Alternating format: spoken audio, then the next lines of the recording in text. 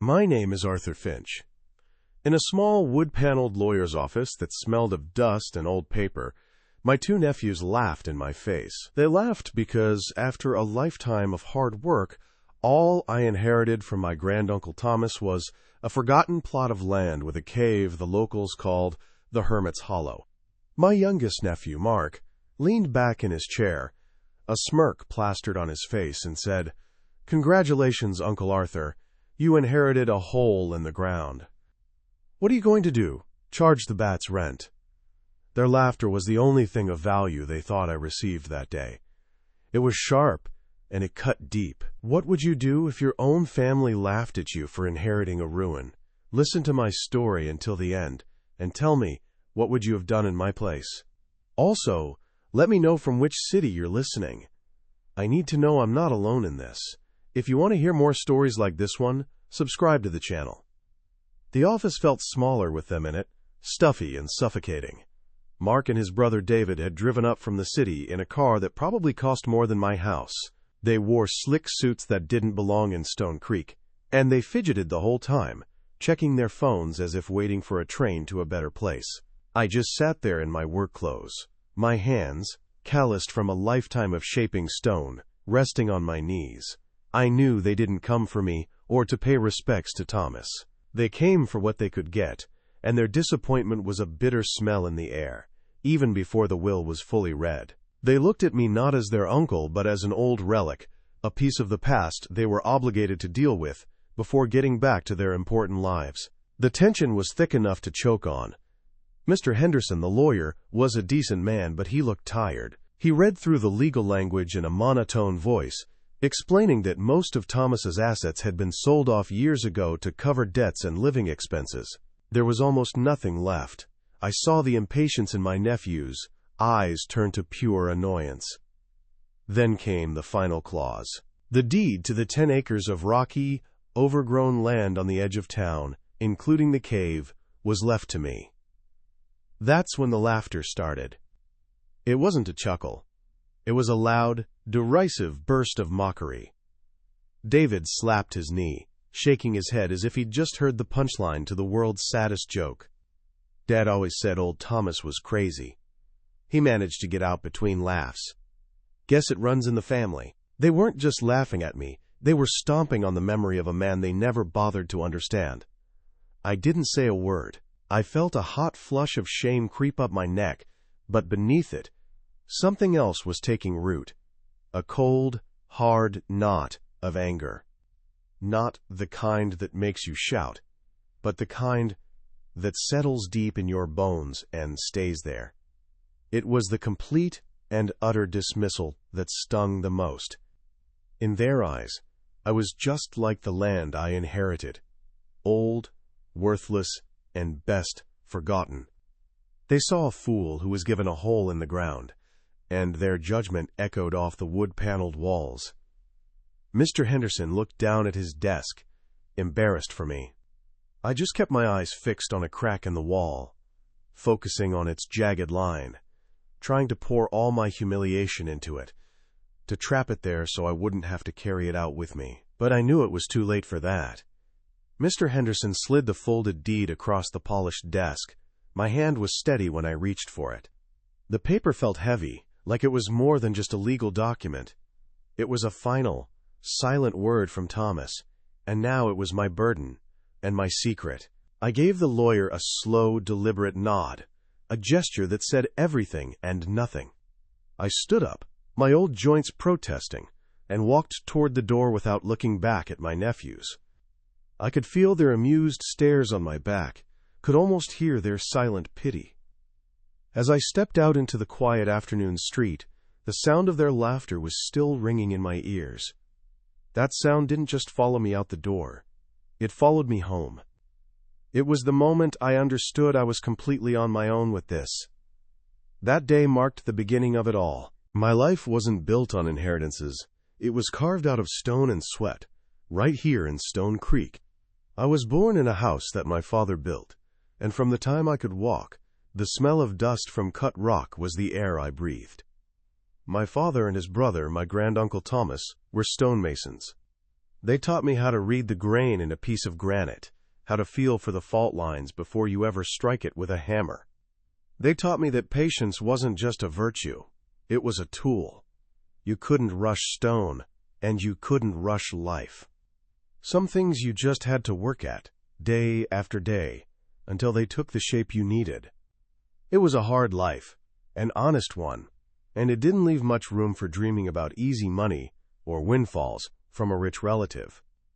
We worked for what we had, and what we had was enough. The craft of stonemasonry gets into your bones. It's more than just a job. It's a way of seeing the world. You learn that the strongest foundations are built slowly, with carefully chosen pieces. You learn that a single, well-placed strike is worth 100 angry, thoughtless blows. I applied that to everything. When I built my first stone wall for a neighbor, seeing it stand straight and true, I felt a pride that no paycheck could ever match. It was a tangible piece of my effort, something that would outlast me. My nephews, with their fast cars and their fancy degrees, they wouldn't understand that. They see value in things that are quick, disposable. They don't have the patience to see the beauty in something that takes a lifetime to build, whether it's a wall or a man's character. I met my wife Eleanor at a town fair when I was 20. She didn't see the stone dust on my clothes or the grime under my fingernails as a sign of failure. She saw it as proof of hard work. She once told me she loved my hands because they were hands that built things, that fixed what was broken. She came from a family that had even less than mine, so she knew the value of a sturdy roof and a warm fire. We didn't have grand courtships or fancy dates. Our love story was written in quiet moments. Me walking her home after her shift at the diner.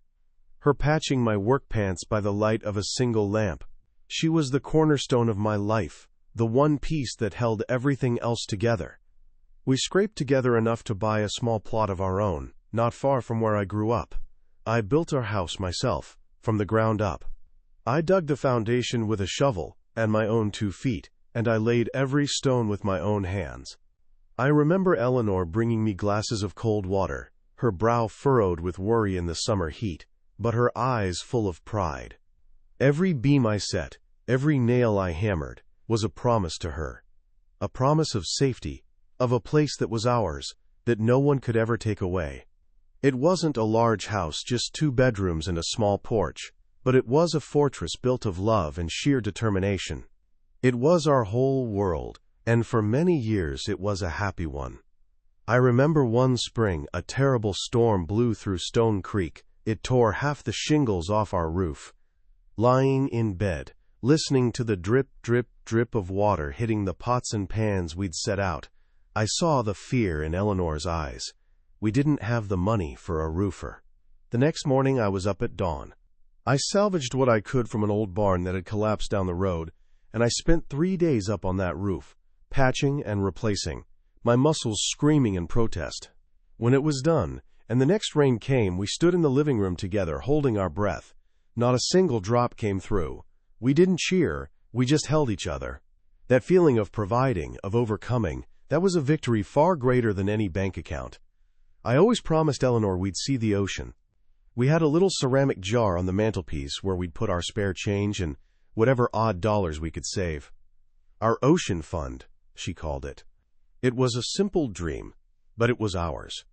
We'd talk about what it would be like to see something so vast and endless. But life in Stone Creek was a series of small fires that needed putting out. The truck would break down, a medical bill would arrive unexpectedly, the winters would be harder than we budgeted for. Each time, we'd have to dip into the ocean fund. We always told ourselves, next year. The jar was a symbol of hope, a promise of a world beyond these rocky hills that we were working toward, together. My granduncle Thomas was the only other person who seemed to understand my way of thinking. The rest of the family kept their distance from him. They called him a recluse, an eccentric old man who preferred the company of rocks to people. But I knew better. He wasn't antisocial, he just operated on a different frequency.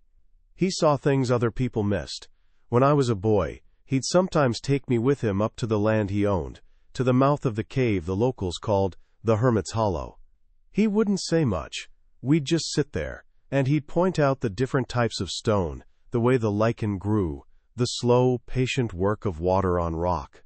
He taught me to listen to the silence. It was on one of those trips that he said something I never forgot. I must have been about 12. I was kicking at a loose rock, bored. He put a hand on my shoulder, stopping me. He tapped a large, unremarkable boulder near the cave's entrance.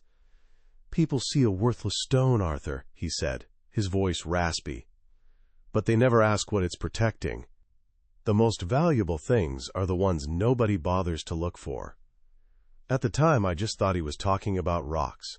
It took me decades to understand he was talking about everything. About people, about art, about a person's soul. He was judged his whole life by people who only saw the surface. Just like that worthless stone. There were lean years, times when the work just wasn't there. The big construction projects went to out-of-town companies with cheaper labor, and the small jobs in Stone Creek became scarce. I did whatever I could to make ends meet. I mended fences for farmers. I chopped firewood. I even took a job sweeping floors at the mill for a winter. It was humbling work, and I saw the pity in some people's eyes. But I swallowed my pride. I had Eleanor to think of. She never once complained. She'd stretch $1 further than anyone I knew, making a meal out of almost nothing. Those years were hard, they wore on us, but they forged us into something stronger. We learned to depend on nothing but each other. Then Eleanor got sick. It started slowly, a tiredness she couldn't shake, a pain that doctors first dismissed. Then came the tests, the specialists in the city, the words we didn't want to hear. The world shrank until it was nothing but hospital corridors and the smell of antiseptic. Our life became a calendar of appointments and medication schedules. The Ocean Fund jar was the first thing to be emptied. There was no hesitation. The dream of the ocean was nothing compared to the reality of needing one more prescription, one more treatment that might give us a little more time. I watched our savings, built over a lifetime of calloused hands and aching backs, disappear like water into sand.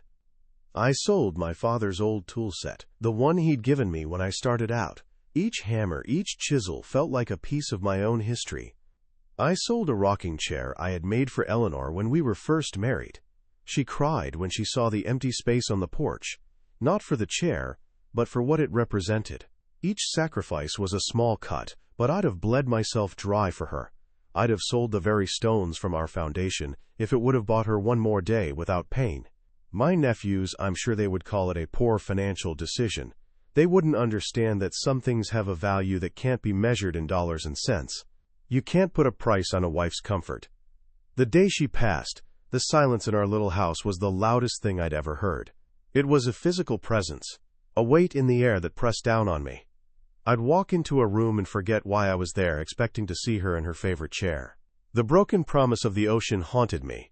It felt like my greatest failure. I had built her a home, I had kept her safe and warm, but I couldn't give her that one simple dream. After the funeral, the casseroles stopped coming, the phone calls dwindled, and I was left alone with the quiet and the memories. I was a stonemason who had lost his cornerstone. The years after her death were a long, gray winter. I threw myself into my work, taking on any project I could find. The physical exhaustion was a welcome distraction from the emotional emptiness. Working with stone was a comfort. It was solid, predictable.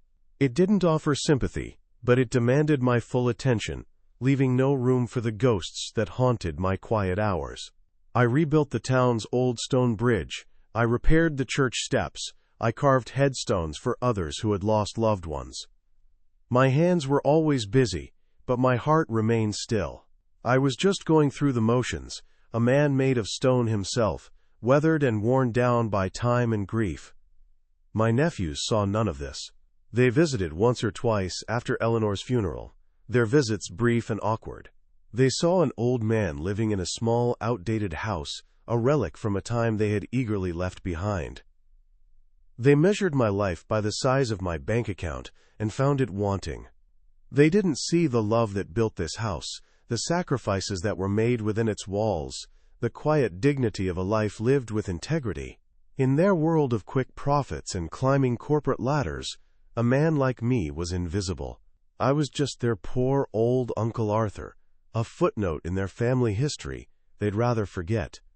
So when Mr. Henderson read that will, and the deed to Thomas's worthless land was placed in my hands, it felt like something more than a final joke.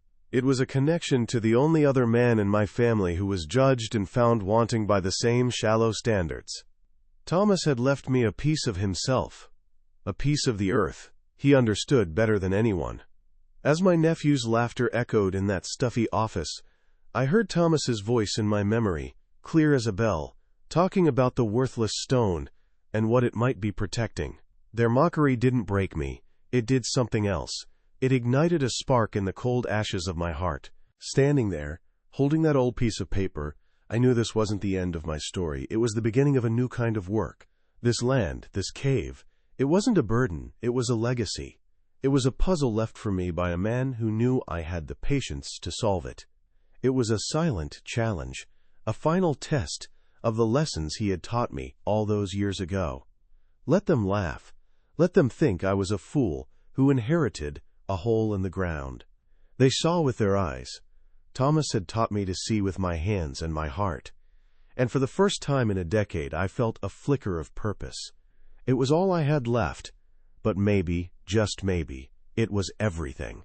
The drive back to my little house was the longest 10 minutes of my life. Every familiar landmark, the old water tower, Miller's hardware store, the bend in the road by the creek, seemed different, tinged with the shame I was carrying. It felt like the laughter from that office was stuck to me, a foul smell that everyone I passed could sense. I kept my eyes fixed straight ahead, gripping the steering wheel so tight my knuckles were white. I imagined my nephews already on the highway, speeding back to their real lives, laughing about the punchline they'd just delivered. They weren't just laughing at my inheritance.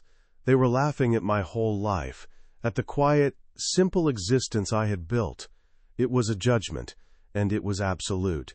I felt smaller than I ever had before, shrunken by their contempt. It's a funny thing about a small town like Stone Creek. News doesn't just travel. It seeps into the foundations of the place, becoming part of the local lore before the sun has even set. The story of my inheritance was no exception. It morphed and grew as it passed from the lawyer's secretary to our cousin at the post office, then to the men having coffee at the diner. By the next morning, I wasn't just Arthur Finch, the stonemason. I was poor old Arthur, the man who got stuck with Thomas's useless hole in the ground. I felt it the moment I walked into the general store to buy supplies.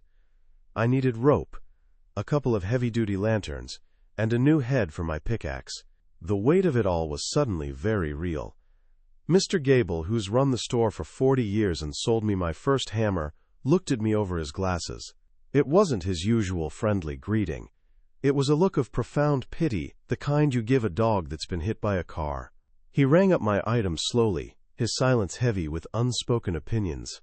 As he handed me my change, he finally spoke, his voice low and cautious. "Be careful in that old hole, Art," he said, patting my arm in a way that felt more like a consolation than a friendly gesture. "Wouldn't want you to get lost, chasing shadows." Shadows. That's what he thought I was after. I just nodded, took my bag and walked out, the pity in his eyes stinging worse than any open ridicule could have. The first time I went up to the property after the reading of the will was a sobering experience.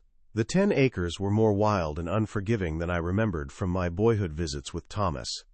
Thorny brambles grew in a thick, tangled wall around the entrance to the cave, so dense it looked like the earth was trying to swallow the opening hole. The air was heavy with the smell of damp earth, rotting leaves, and a deep, ancient stillness. It was a place that had been left to itself for so long it had forgotten people even existed. I stood there for a long time, just looking, the task ahead feeling impossibly large. It was a monument to neglect, a testament to being forgotten. It felt a bit like looking in a mirror. As I was standing there, trying to figure out where to even begin, I heard a car horn blare from the road below. I looked down and saw my nephew's fancy car slowing to a stop. Mark rolled down his window, cupped his hands around his mouth, and yelled, "Found any gold yet, Uncle Arthur?" David howled with laughter from the passenger seat. They didn't wait for an answer. They just sped off, leaving a cloud of dust and their final, parting shot of mockery hanging in the air. That was the last I heard from them. No phone call to see if I got home okay. No sense of family duty. Just that last cruel joke. Their laughter echoed in the quiet woods, and in that moment, I felt a loneliness so profound it was a physical ache in my chest. The work began the next day. I started with a pair of thick gloves and a set of heavy-duty loppers, attacking the wall of thorns. It was brutal, thankless labor. The thorns tore at my clothes and my skin, leaving long, bloody scratches on my arms. Every branch I cut seemed to reveal two more, tougher and more tangled than the last. I worked from sunup to sundown, my back screaming in protest, my muscles burning with a fire I hadn't felt in years. I was fueled by something other than strength, though. I was fueled by the memory of that laughter, by the pity in Mr. Gable's eyes. Each swing of the blade, each thorn I ripped from the ground, was a small act of defiance. They thought it was worthless. I was going to prove them wrong, even if I didn't yet know how. My nearest neighbors, the Clarks, lived about a quarter-mile down the road. They were good people, or at least I'd always thought so. But after I started working on the cave, things changed. I'd see them drive by, slowing down but never stopping. I'd catch a glimpse of Martha Clark's face in the window, her expression a mixture of curiosity and concern, the kind you'd have for a man who'd lost his mind. Their curtains would twitch when I walked down the road to get my mail. They stopped waving first. It was a small thing, a tiny shift in the social landscape, but it felt like a wall being built between us, stone by invisible stone. I was no longer just their neighbor. I was becoming a local spectacle, the town eccentric. The diner had always been my refuge, especially after Eleanor passed. It was a place where the coffee was always hot and the conversation was easy. But that changed too. I went in for breakfast one Saturday, same as always, and the room went quiet for a split second when I walked in. It was barely perceptible, but I felt it. I sat at my usual spot at the counter, and while the waitress was polite, her smile didn't reach her eyes. I could hear two men in a booth behind me talking in low voices. I couldn't make out all the words, but I heard "Old Thomas's crazy streak," and then a chuckle, followed by "mining for fool's gold." I didn't turn around. I just ate my eggs, paid my bill, and left, the food tasting like ash in my mouth. The isolation became more pronounced as the weeks wore on. For years I had been part of a weekly poker game with a few other men my age. The invitations, which had been a given for 2 decades, simply stopped. I heard through the grapevine that they'd moved the game to a different night. No one called to tell me. Then came the annual town potluck, an event I'd attended with Eleanor every year. I saw the flyer for it at the post office, but no one mentioned it to me, no one asked what dish I was bringing. It was as if a quiet, collective decision had been made. Arthur Finch was now on the outside. He was too busy with his hole in the ground. He was a man consumed by a foolish obsession, and it was better to just leave him to it. I started to feel invisible.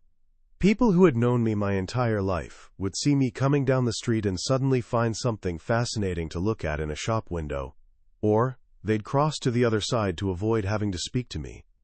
The conversations I did have were strained and awkward, always circling back to the cave.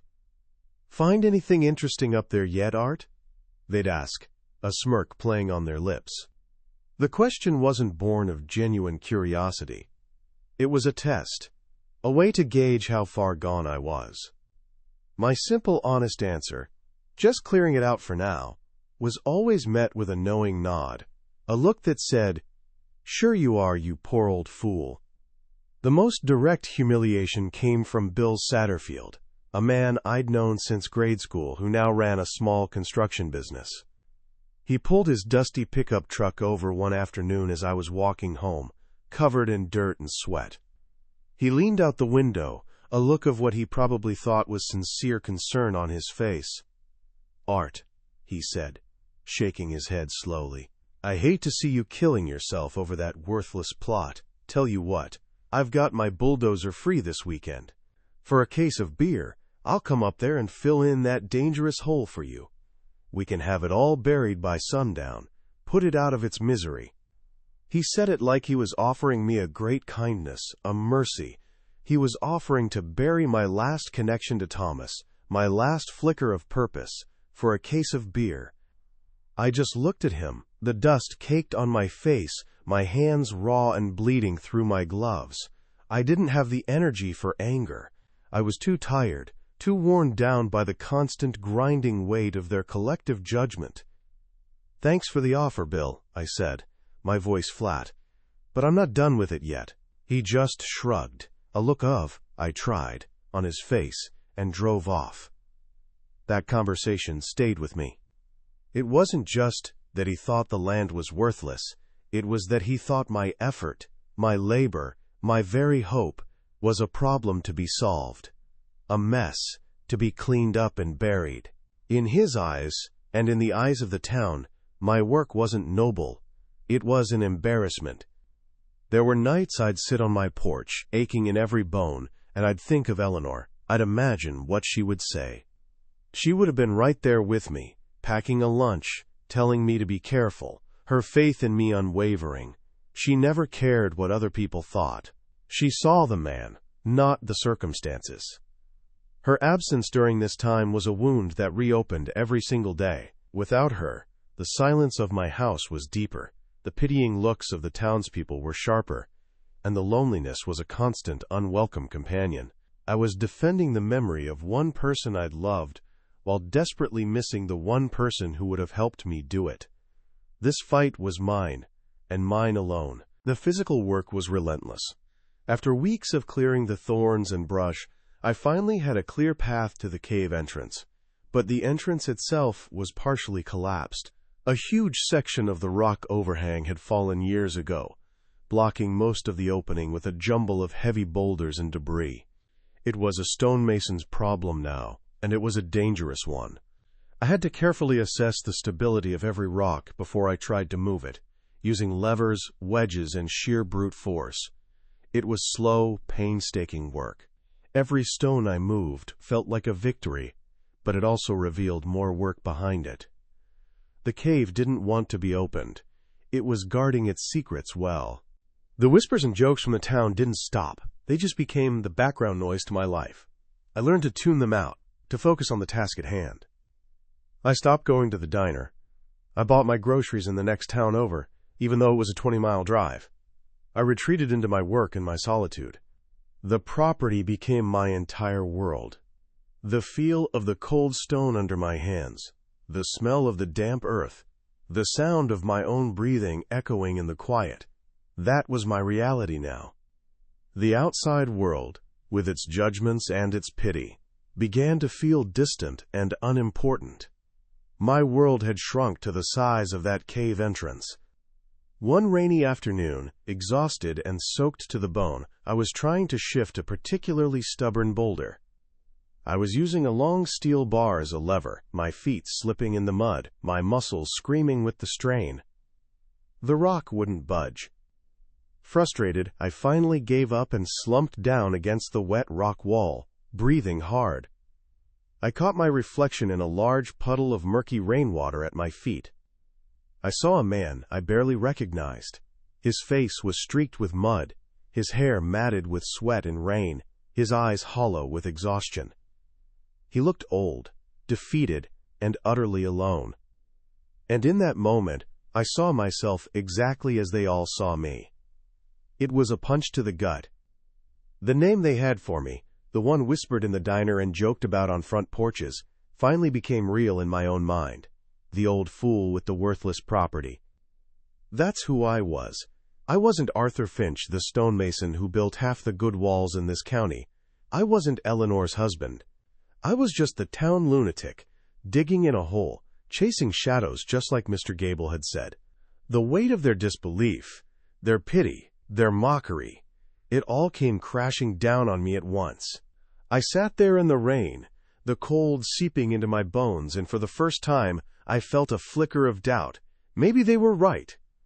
But then, something else happened. As I stared at that pathetic reflection, a different feeling started to rise up from deep within me. It was that old, cold, hard knot of anger I'd felt in the lawyer's office. It wasn't loud or hot, but it was solid. It was the same stubbornness that kept me on that roof during the storm, the same determination that built my house stone by stone. They had judged me. They had judged Thomas. They had written us both off. And they had done it without ever bothering to look closer, without ever asking what might be protected by a worthless stone. I pushed myself to my feet, my joints groaning. My doubt hardened into resolve. My isolation became my shield. Let them whisper. Let them laugh. Their world was small and loud. Mine was now silent, and it was focused on the stone, and I knew, with a certainty that settled deep in my soul, that I was not done yet. That moment, sitting in the mud with my own pathetic reflections staring back at me, changed something. The humiliation didn't break me. It burned away everything that wasn't essential. It burned away the need for their approval, the sting of their pity, the noise of their laughter. When I stood up, I wasn't the same man who had slumped down. I was no longer working to prove them wrong. I was working for Thomas, and for the boy he once sat with at the mouth of this cave, the boy he taught to listen to the stone. The work from that day forward was different. It was quiet, it was focused, and it was for me alone. The world outside this small plot of land simply ceased to exist. I was a man with a singular purpose, and no one else needed to understand it. It took another 2 weeks of relentless back-breaking labor to clear the last of the fallen rock from the entrance. I used pry bars, chains, and the simple, ancient physics of leverage that my father had taught me. The final boulder was the size of a small car, and it took me 3 full days to shift it, inch by painstaking inch, until it finally rolled aside with a deep groan that seemed to come from the earth itself. And there it was. The opening was clear, a dark, gaping mouth, breathing out cold, ancient air. It was the first time in probably half a century that the cave's interior was fully accessible. I stood there, covered in grime, my muscles screaming, and looked into the darkness. It wasn't an ending. It was a threshold. I lit my 2 heavy-duty lanterns. The hiss of the propane allowed intrusion into the profound silence. I stepped inside.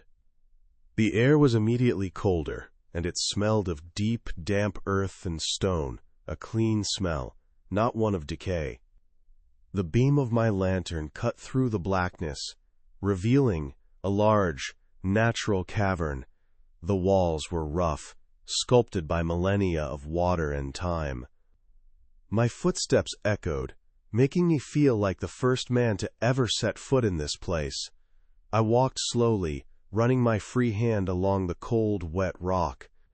There was nothing here but stone and silence. It was exactly what I expected. It was peaceful. I wasn't looking for gold or treasure. I was just paying my respects to the place Thomas had loved. I made my way to the very back of the main chamber, a journey of maybe 100 feet. The cavern ended in a flat wall, which was odd in itself. Natural caves rarely have such a perfect, sheer face. I swept my lantern beam across it, and that's when my lifetime of experience kicked in. My stonemason's eye saw what a normal person would have missed completely. The texture was wrong. The surface, while cleverly distressed to look natural, was too uniform. The seams where the rocks should have been fractured and random were, instead, a series of almost invisible, perfectly fitted joints. It wasn't a natural wall. It was a construction. It was a blind. It was a masterpiece of camouflage, designed to be found only by someone who knew what to look for. I set one lantern down and approached the wall, my heart starting to beat a little faster. I ran my calloused fingers over the surface. It was cold, solid. I could feel the faint lines of the joints. So masterfully done they were almost imperceptible. I took out a small hammer from my belt and tapped gently along the seams, listening.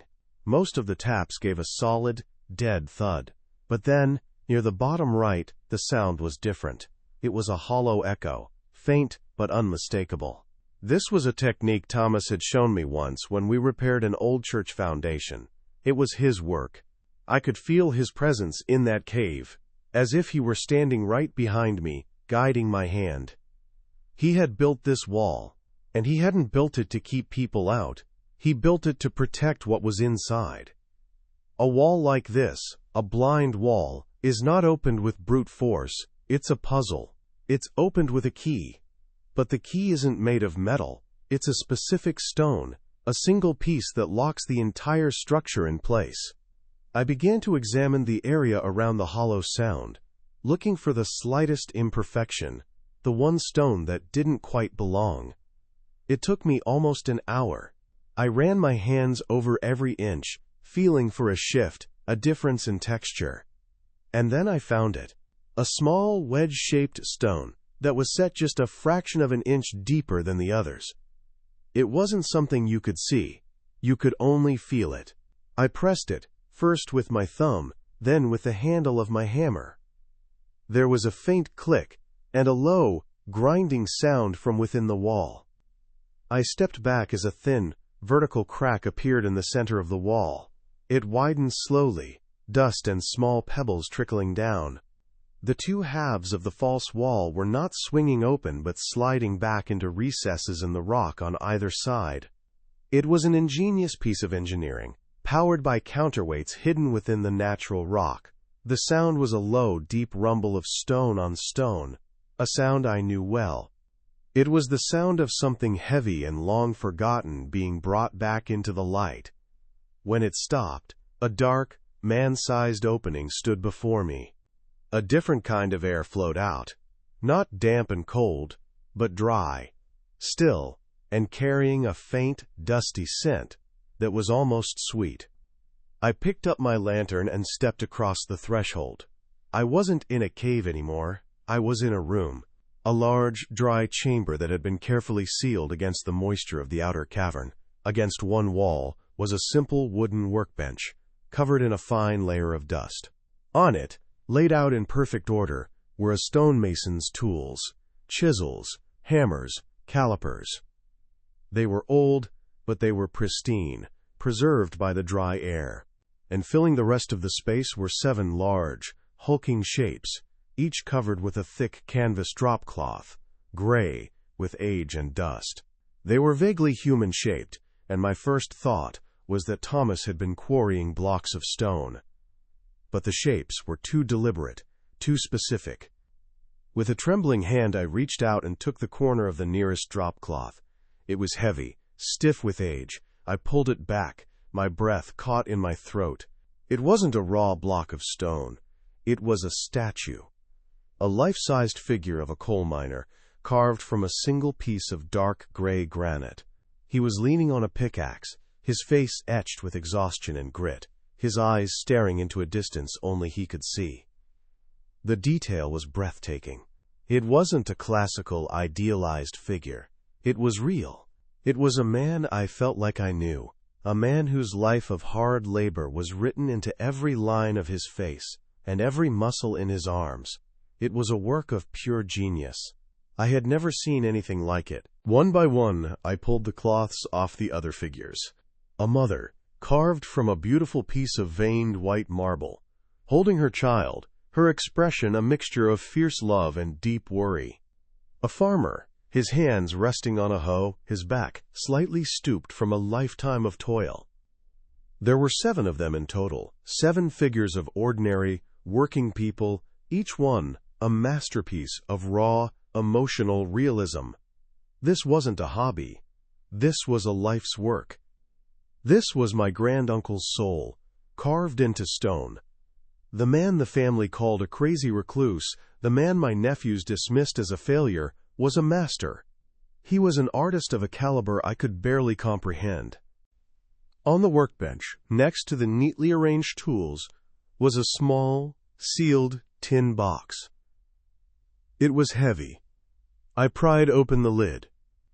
Inside, wrapped in oilcloth, was a thick, leather-bound journal. I sat down on an upturned crate, the light from my lantern casting long, dancing shadows across the silent, stone figures, and I began to read. It was Thomas's diary. In his neat, careful handwriting, he told the whole story. He had been commissioned in the late 1920s by a wealthy industrialist to create a series of sculptures celebrating the American worker. But before he could deliver them, the stock market crashed, and his patron lost everything, dying penniless a year later. Thomas was never paid. He was left with his masterpieces, his greatest achievements. He wrote of his fear that his family, who he described as having, quote, eyes only for the gleam of a dollar, would find them after his death. He knew they wouldn't see the art. They would see tons of valuable marble and granite to be sold off as raw material. So he spent the better part of a decade designing and building this hidden chamber, a vault, to protect his work. He wanted it preserved, not sold.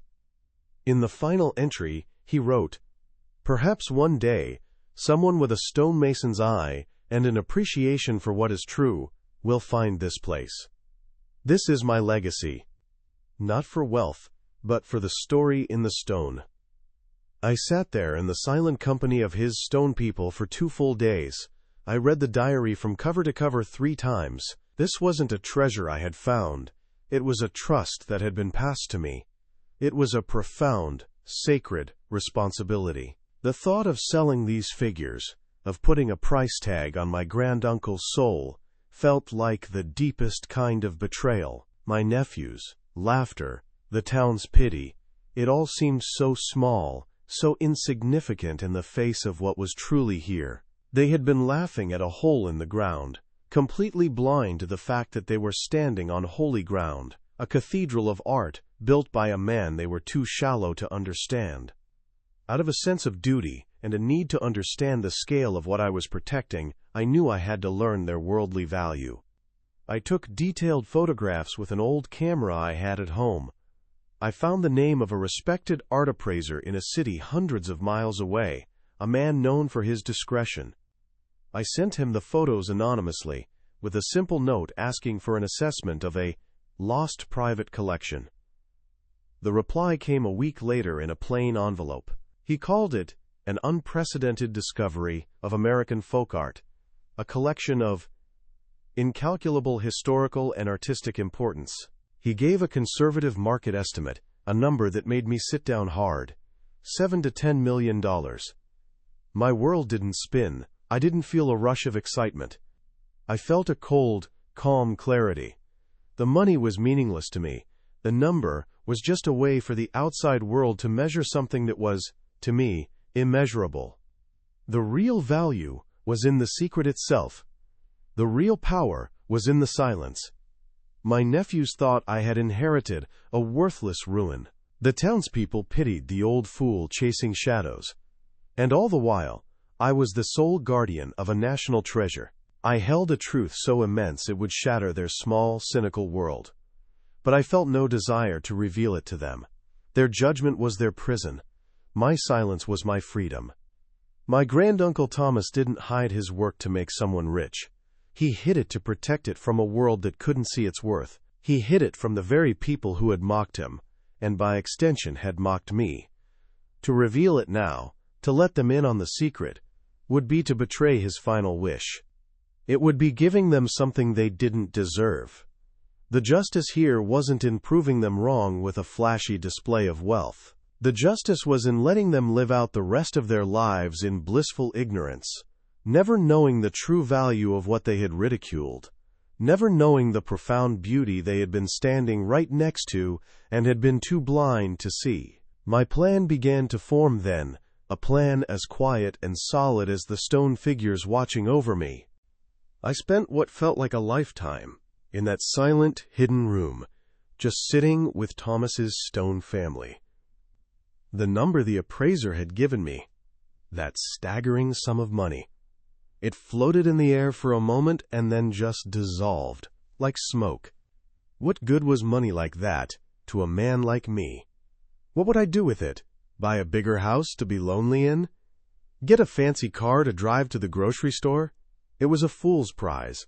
I looked at the miner's tired, dignified face, at the mother's fierce, protective gaze, and I knew. These weren't commodities, they were testaments. They were my granduncle's soul laid bare, and selling them would be like selling a piece of my own. My nephews, the town, they would have seen only the dollar signs. They would have stripped the art of its meaning, its story. My decision wasn't made out of anger or revenge. It was made out of love. A deep, quiet love for a man I finally understood. My plan had to be as carefully constructed as the hidden wall itself. It had to be silent, precise, and leave no trace back to me or to Stone Creek. I used my old film camera and spent a full day taking careful, detailed photographs of each sculpture, capturing the light on the stone, the texture, the raw emotion in their faces. I also photographed the key pages of Thomas's diary. Then, I drove 2 towns over, to a place where I was just another old man, and I used the public library's computer. I typed a short, anonymous letter to the head curator of a prestigious national art museum, a name I'd found in an old magazine. I described the find as the lost works of a forgotten Appalachian artist, and I attached the photos. I gave no name, no address, just a P.O. box I'd rented under a fake name. I felt a strange calm as I dropped the letter in the mail. I wasn't selling a treasure, I was delivering a message. The museum's response, when it came, was electric. They were desperate for more information, their words practically vibrating with excitement. Over the next few months, we engaged in a slow, careful correspondence, all through untraceable emails sent from that same library computer. I was simply a friend of the artist. I never wavered from my position. I laid out my terms, and they were non-negotiable. The collection had to be accepted in its entirety. It had to be permanently displayed for the public, and most importantly, it had to be named the Thomas Finch Collection. There would be no payment, no reward, no finder's fee. My anonymity was absolute. They must have thought I was some eccentric recluse, much like Thomas himself. In the end, knowing the monumental importance of the find, they agreed to everything. The legacy would be preserved, not sold. The final step was the handover. It had to be perfect. We arranged for a moonless night. As fate would have it, a thick fog settled over the hills that evening, a perfect, natural cloak for our secret transaction. I waited by the turnoff to the property, a single lantern at my feet. A large, unmarked truck arrived exactly on schedule, its engine a low rumble in the quiet night. 2 men got out. I didn't speak a word. I just gave a single nod up the path toward the cave. I didn't watch them work up close. I stayed back in the shadows of the trees, a silent observer. I watched as the professional crew, with a reverence that would have made Thomas proud, carefully crated each of his stone children and loaded them onto the truck. I watched until the truck's red taillights were swallowed by the fog and the silence of the woods returned. It was a solemn, peaceful farewell. In the weeks and months that followed, life in Stone Creek went on exactly as before. I was still poor old Arthur, the man who wasted his time on a worthless hole in the ground. I'd still catch the pitying looks, hear the faint whispers. I never corrected them. I felt no need to. My justice wasn't loud. It wasn't about proving them wrong or rubbing their faces in their ignorance. My justice was the quiet, unshakable peace I felt inside. I had sealed the hidden chamber back up, leaving it as empty and silent as the day I'd found it. I had honored my granduncle's trust. I had protected his soul. The true value was never the millions of dollars. It was the purpose he had given me. Their judgment was their prison, a small world built on what they could see and count. My silence was my freedom, a fortress built on the enduring, priceless story of the stone.